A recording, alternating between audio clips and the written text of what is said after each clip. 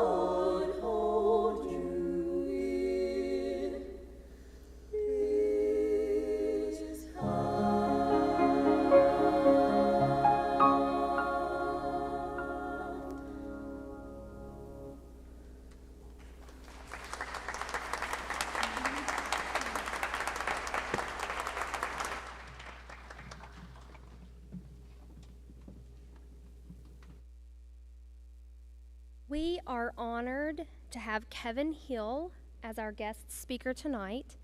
Kevin has been a PA for 24 years, and of the last 20 years, he has served as a teacher as well as a preceptor for multiple programs. He currently serves as an adjunct professor as well as a preceptor for our PA program. You can read his bio in full length within our program.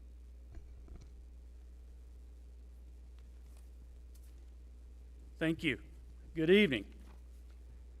I certainly appreciate this honor of giving the opportunity to speak. And when I was asked to speak, asked what topic I should speak on.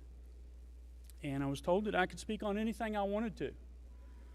So I thought we might talk out this evening a little bit about osteoarthritis and rheumatoid arthritis, and maybe just a few of the vasculitides. So I was then told that I could speak on anything that I wanted to except arthritis and vasculitis. So it narrows my field of knowledge a little bit. So then I thought I'd talk about myself. And then I was told that I could speak on anything I wanted other than vasculitis, arthritis, and myself. So I was hopeful that I could have something that would have some meaning to you guys.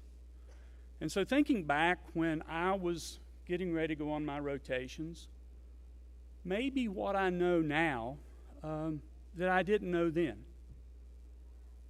And I think there are things that if you can get a handle on early, your rotations will be so much more beneficial for you.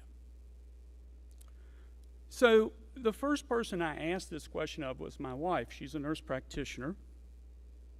And I asked her about her journey when she started out on clinical rotations. And I asked her one thing, just one thing that comes to mind that you know now that you wish you knew then when you started rotations. And she said, well, two things come to mind. To which I responded, well, honey, I just needed one. And she said, well, there are two things. And I said, okay, honey, and she went on to explain. The first thing is that no person can know everything. And so don't expect to go out and know everything on your rotations because your preceptors will try to ask you things that you don't know. We will try to stimulate you. We will try to get you looking things up. But it goes on to be like this. If a preceptor asks you a question, an appropriate answer should always be, I don't know. But then go home and get the answer. And when a patient asks you a question that you can't answer, explain to them you don't know the answer. They will appreciate your honesty.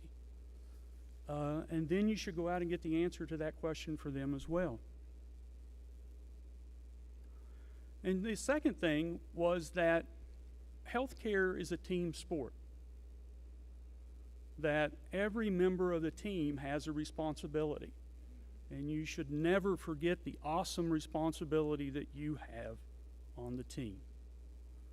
And when you become I in the team, you're most likely going to let the team down. I had an interesting encounter with a doctor from the Cleveland Clinic today. He came down to our hospital, and he was talking about making rounds with the new CEO of the Cleveland Clinic, which I assume would be somewhat of a nightmare, but a very wonderful experience. And so they're touring the hospital, and they walk up to one of the people that was busily cleaning a room. And the new CEO said, "What's your job here?" And he said, "I save lives, sir." And he does, right? Because if the rooms aren't cleaned, if bacteria isn't destroyed, viruses isn't destroyed. So just remember where you are on the team and that everybody has a place on the team. And so when she finished, I realized her points tied together very well. And again, the most striking thing is there that we don't know it all. None of us do. But we work as a team to be able to try to answer those questions.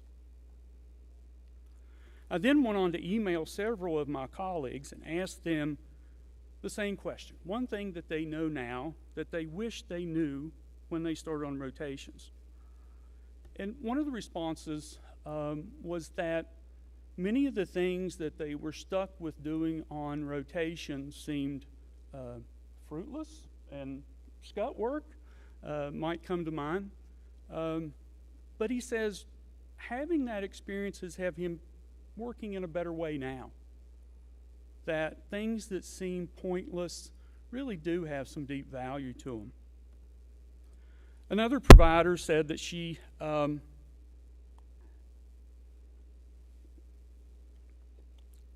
wished she'd asked more questions.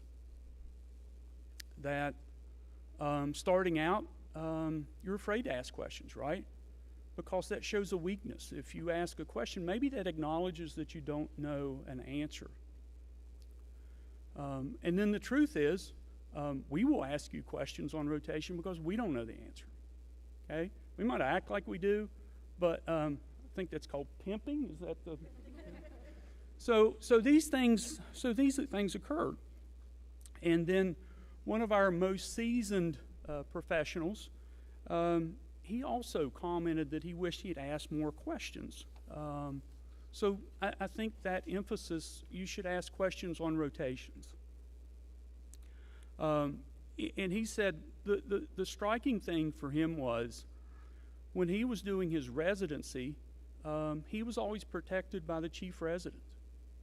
If he screwed up, somebody was there to cover him. Patients didn't die. But he said the first time he was out in practice and he watched somebody try to die in front of him, it was a very inspiring experience. And you'll see that. So there was comments from people that I work with. Then I went to students who have went through the University of Charleston Physician Assistant Program. Take note, ladies. And I asked them this question.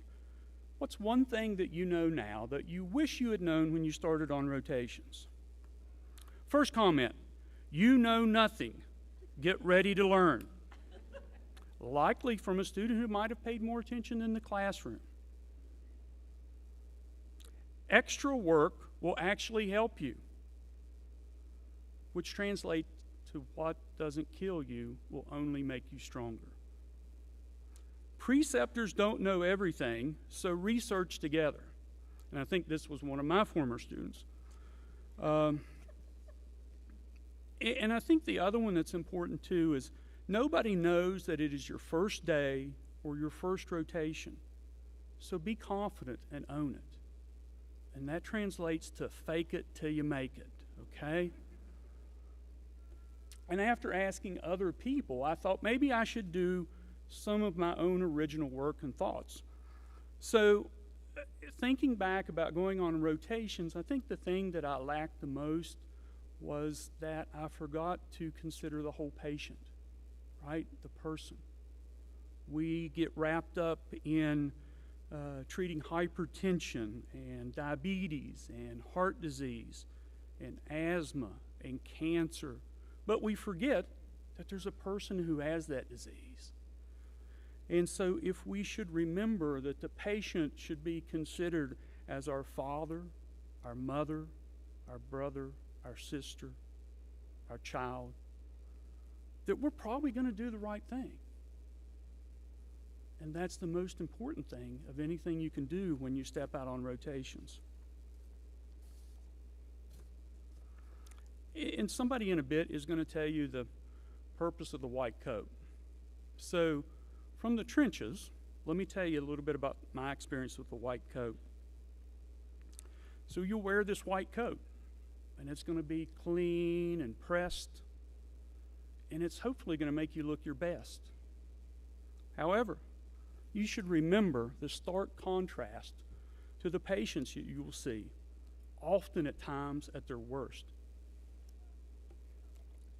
Often in pain, traumatized, and scared. I wish I'd really known the purpose of the white coat when I was in school. Yes, it's there to hold your stethoscope, your reference cards, your hand sanitizer, your extra mask, and for some reason only one glove. but also maybe a half-eaten sandwich that you will never have time to finish. But it also can serve as your cape as you become healthcare heroes. It'll be there for you to wipe your nose on when you catch every named and a few unnamed viruses on your pediatric rotation. It'll be there to dry your tears the first time you watch somebody die in front of you, and the second time, and the third time, and on and on. It'll also be there to dry your tears the first time you watch life begin, and the second time, and the third time. So I'll finish by saying this is an awesome profession with great responsibilities and great rewards, a balance between the risk and reward. If you're not willing to extend yourself out to know your patients, you'll never see the reward. If you're not willing to subject your emotions to the patient's emotions, you won't be successful. Remember that death and disease is there to embarrass you every day. Sleepless nights serve the purpose of reminding us that maybe we didn't do the right thing. We all wear the bags under our eyes as a badge of courage. At this point in my career, I've been doing this for 24 years, and I look back on that and hope that I've done the right thing for my patients. And as you guys are sitting there looking down the road at 25 years in this profession and many more, I would just ask that you do the same thing and do my profession well. Thank you.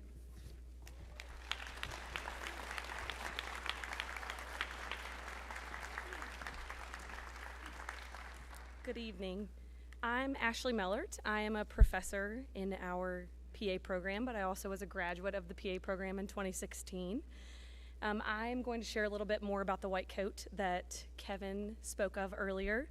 But first off, I wanted to congratulate you guys. You guys have made it. We are so proud of you all. Today you will don your white coat, which is a pivotal moment in your education and your medical career that I quite honestly know that you guys have been looking forward to since the day you walked on campus. Each of you know that I had the privilege of sitting where you sat 8 years ago now, because I'm getting old, but that was a turning point in my education. It takes you from classroom medicine to clinical medicine, and it begins a new era of training for you all to become a knowledgeable, caring, and compassionate provider, which are goals that each of us, myself included on this stage, have for each one of you all.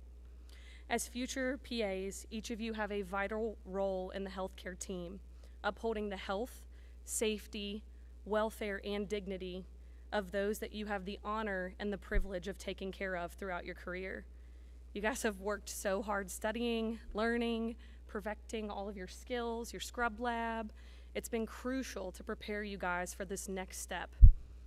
I know that you've been tested mentally, physically, and often emotionally, but we've done that, and you all have gone through that in order to prepare you for the duties and the responsibilities that you'll have as future physician assistants.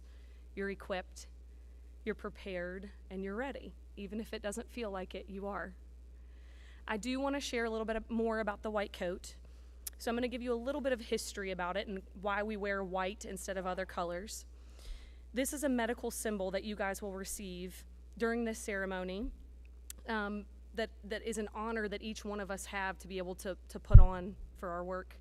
This ceremony was first performed at the University of Chicago's Medical School in 1989 and at Columbia University's Medical School in 1993, with the goal of grooming professionals that looked the part and fit the part. In 1999, a professor at Columbia's Medical School also implemented the reading of the Hippocratic Oath into the ceremony, which is a vow of ethics that each one of you all will take today. This really impresses upon us the importance of the role that we have as providers. Prior to that time, the Hippocratic Oath wasn't recited until graduation, which is much too late to have an impression on us as young professionals. Today, like I mentioned, you all will join the tradition and read that and recite that with your class, pledging to perform all of your professional duties with honor and with dedication.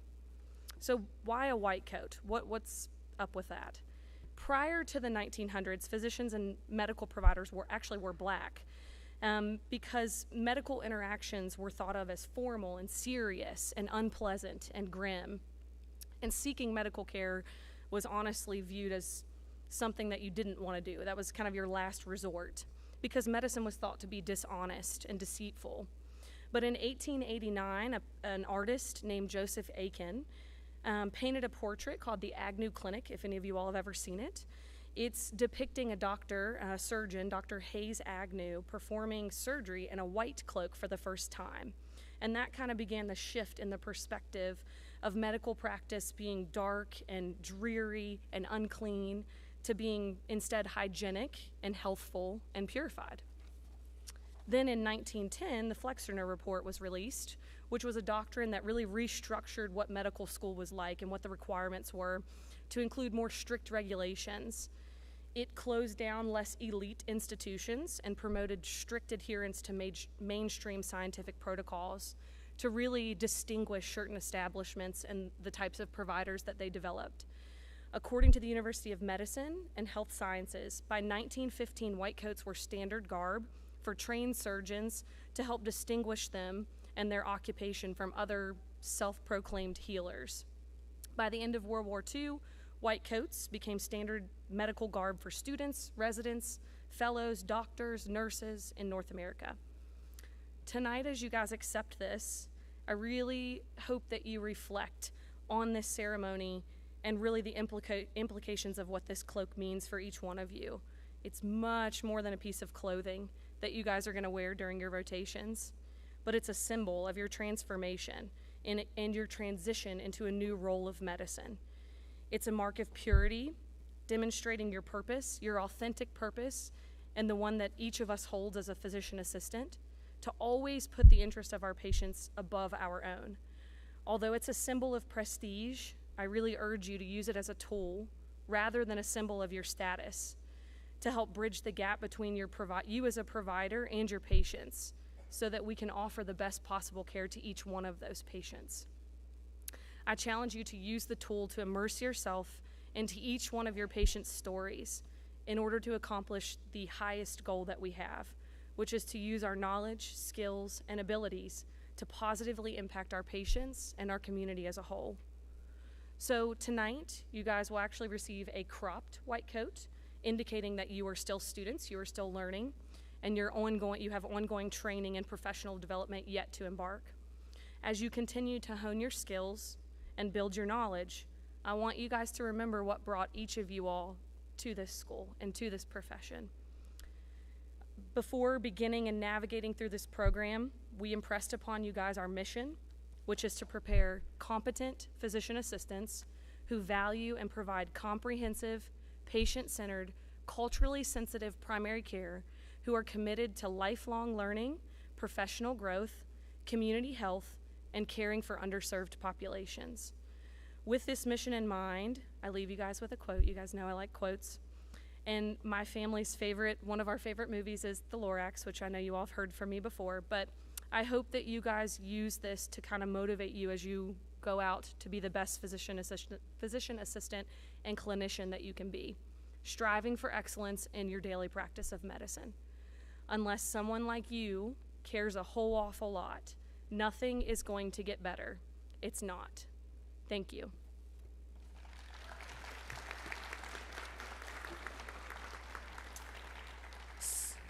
So next, the best part, you guys have been waiting the whole time. I want to introduce Leslie Atkins, another principal faculty member here at the University of Charleston's PA program, and she is going to introduce the students for them to get their white coats. Thank you.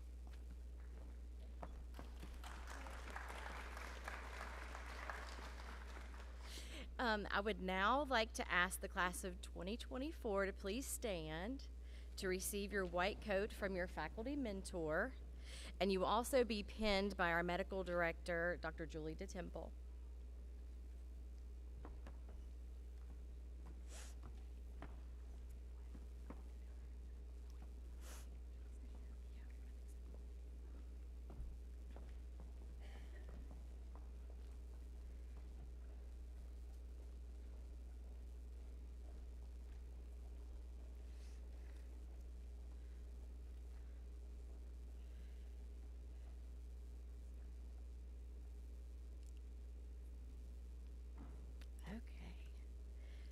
Cheyenne Bagary.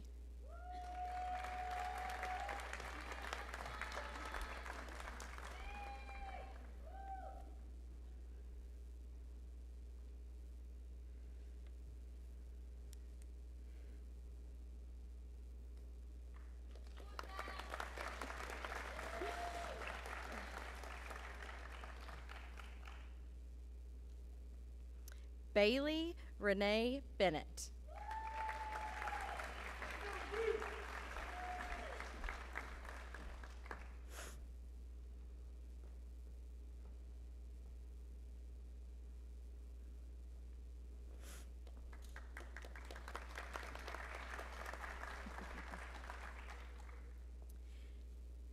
Hannah Janelle Billups.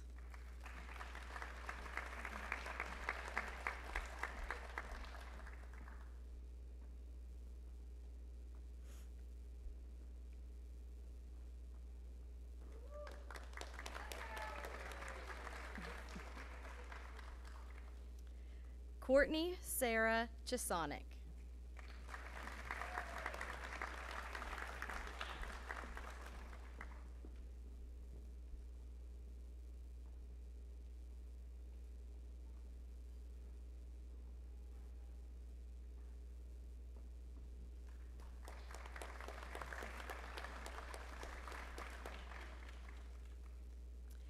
Casey Page Combs.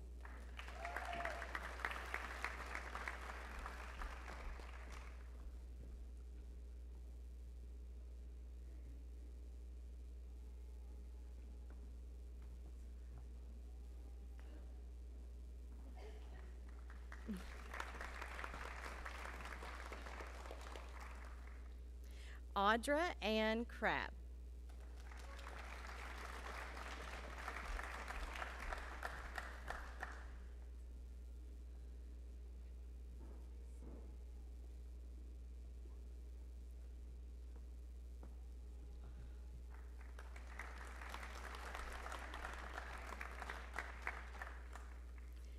Emily Louise Green.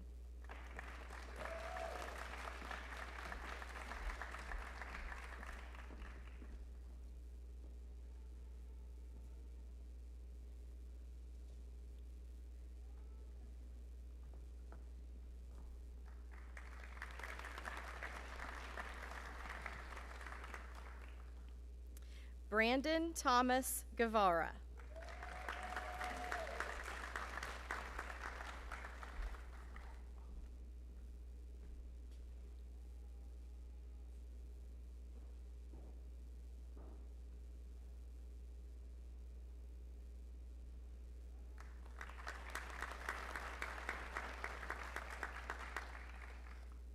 Salam Raja Hafar.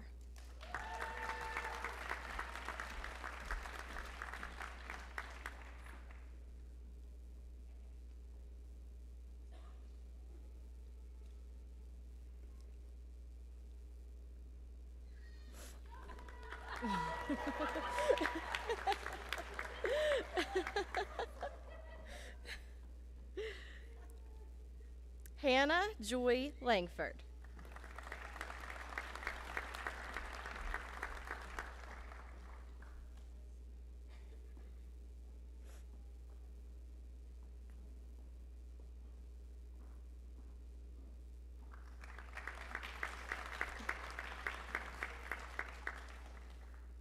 Carlia Ray Massa.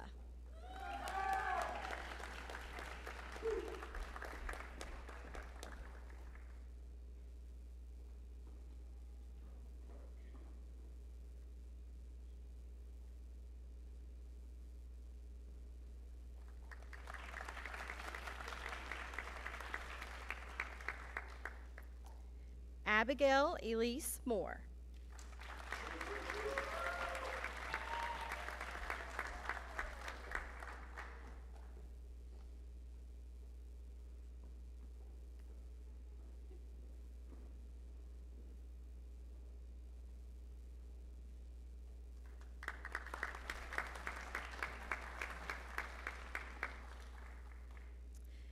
Keaton Delana Moore.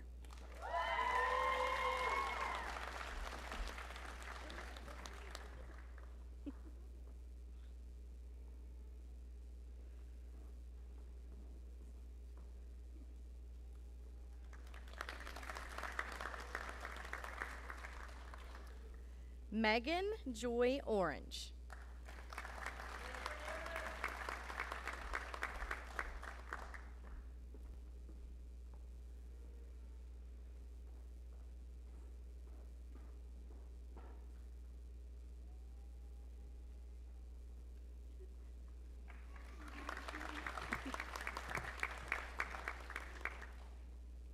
Carly Liliana June Parrish.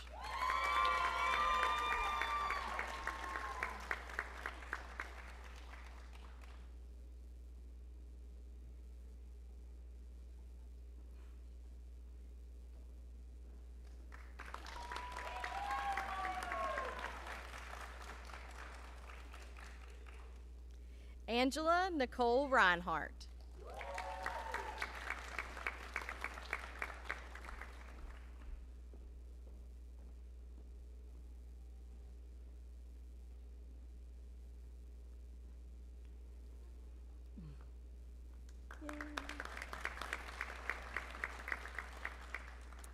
Jennifer Nicole Ruther.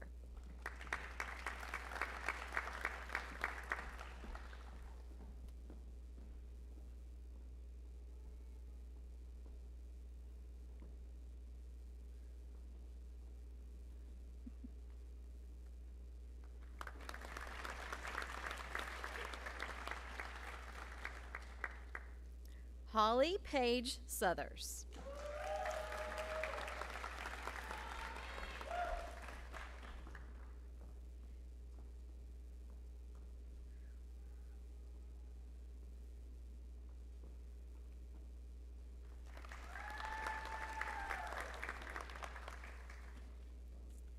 Isha Vinkel Talati.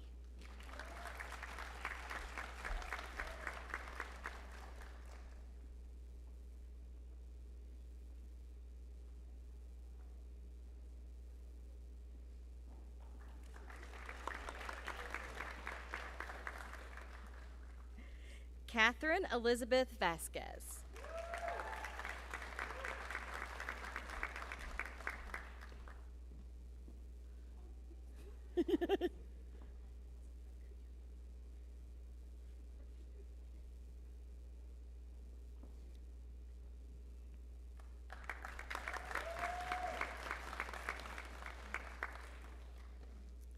Lynn Mai Vong.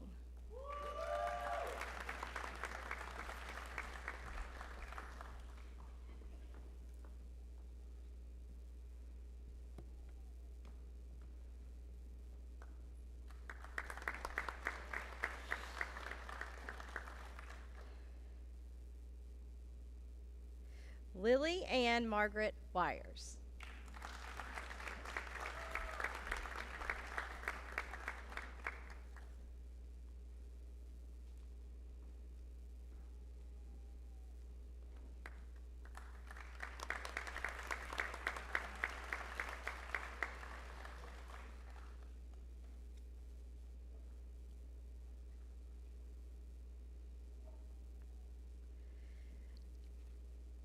So I would now like to invite to the stage the president of the class of 2024, Angela Reinhardt, to lead her class in reciting the Physician Assistant Professional Oath.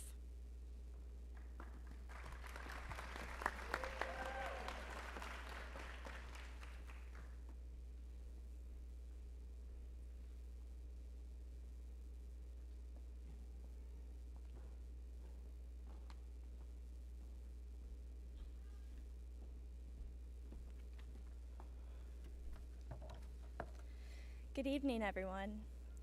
I first want to thank our family and friends who traveled near and far to be here today.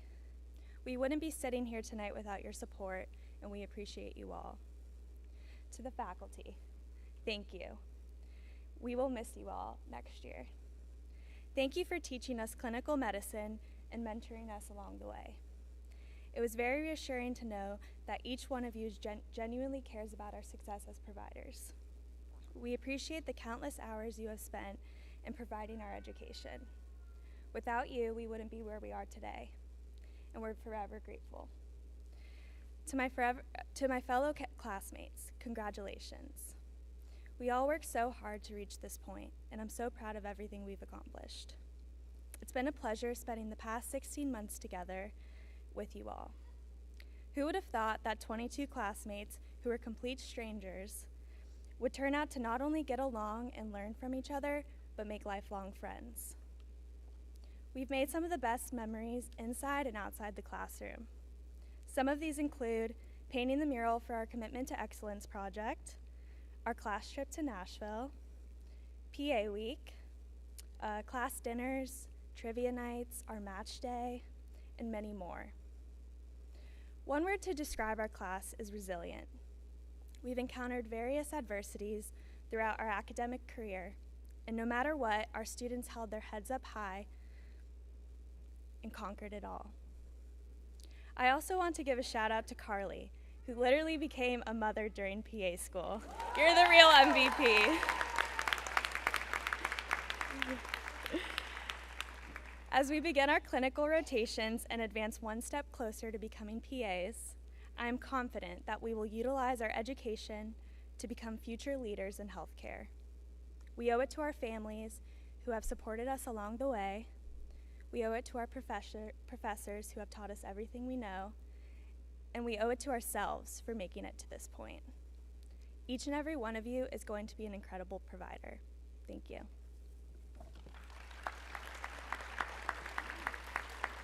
So class of 2024, please stand as we recite the physician assistant professional oath.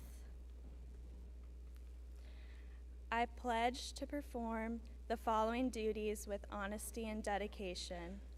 I will hold as my primary responsibility the health, safety, welfare, and dignity of all human beings. I will uphold the tenets of patient autonomy, beneficence, non-maleficence, and justice. I will recognize and promote the value of diversity. I will treat equally all persons who seek my care. I will hold in confidence the information shared in the course of practicing medicine. I will assess my personal capabilities and limitations, striving always to improve my medical practice. I will actively seek to expand my knowledge and skills, keeping abreast of advances in medicine.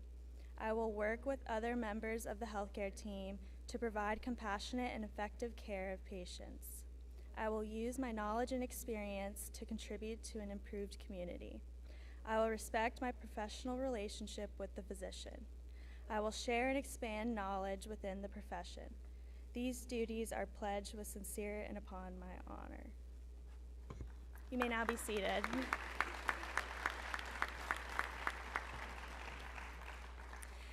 And now we would like to introduce our class video that was created by the very talented and creative Lily Wires.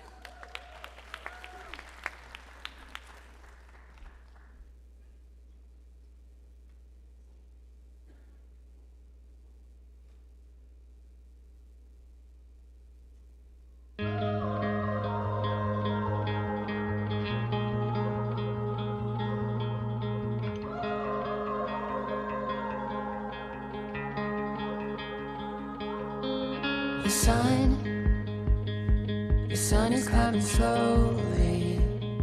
I hold these moments closely, closely now. These waves hit a little harder. I know they're gonna carry me somewhere. Step into the open wide. Watch the future come alive. This is our time.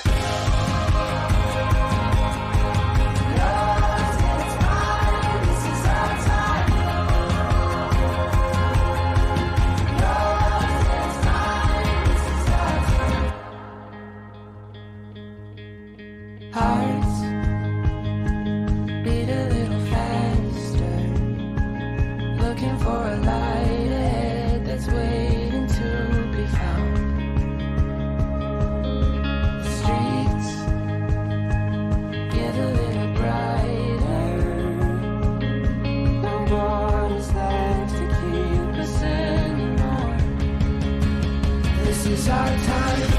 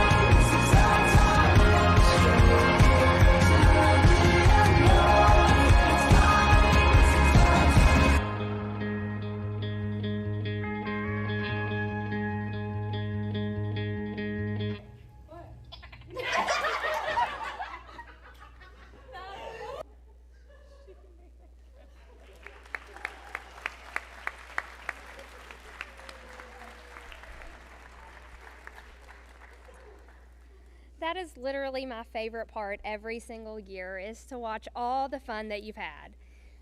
So you have grown so much since you walked into the doors of this program, and the growing's not done, right?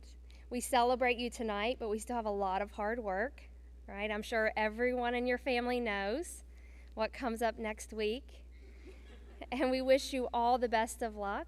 And as you go out on rotations, we want you to remember everything that we taught you, apply it. If you get the opportunity to examine a patient, do it to the best of your ability. Don't skip out on anything, because the more normals you find, the next time you find an abnormal, you may not know what it is, but you'll know it's abnormal, right? All right. So we wish you all good luck. We're so very proud of the hard work you've put into this program, and this program is hard. And you may not think you're ready for next week, but I know you are. You may not think you're ready for rotations in a couple of weeks, but we know you are. And I want to leave you with one thing that Kevin just literally told us. We produce good students. So when you go out there, be confident in who you are and what you've learned, and make us proud, okay? So we would like to invite everyone down to the rotunda. So if you, for a ceremony, for a reception, sorry. If you go out the doors and hang a left, you'll just be right down the hall to the beautiful view that we have of the Capitol, and that's the rotunda, and we have some refreshments there for you, and we can spend some time together and celebrate your students, okay? Thank you all for coming. Have a good evening.